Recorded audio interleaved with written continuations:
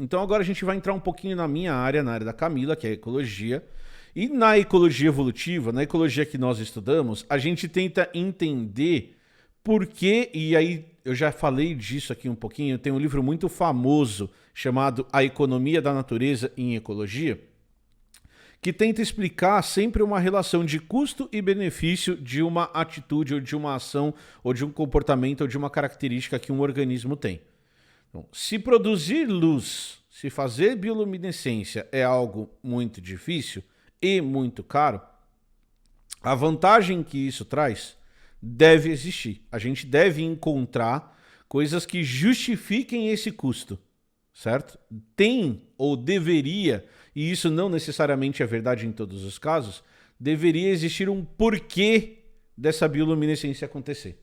E tem alguns casos que a gente deduz, a gente entende, a gente monta experimentos para dizer porquê, e existem alguns outros casos que não. No caso das diatomáceas, por exemplo, nós temos uma dificuldade para explicar por que esses organismos produzem bioluminescência, certo? Então vamos lá. Vamos a alguns porquês com alguns exemplos que eu posso trazer para vocês. E o primeiro exemplo que eu vou trazer é de um equinodermo que é bioluminescente, certo? Então, se você lembrar lá daquela live que a gente fez sobre equinodermata, comigo, Piruli Ruas, a gente mostrou esse bicho aqui, não esse bicho específico, mas esse equinodermo aqui.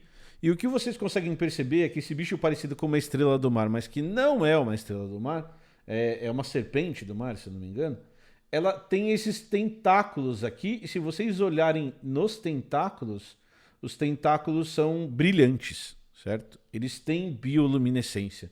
E eles produzem bioluminescência igual outros organismos também produzem.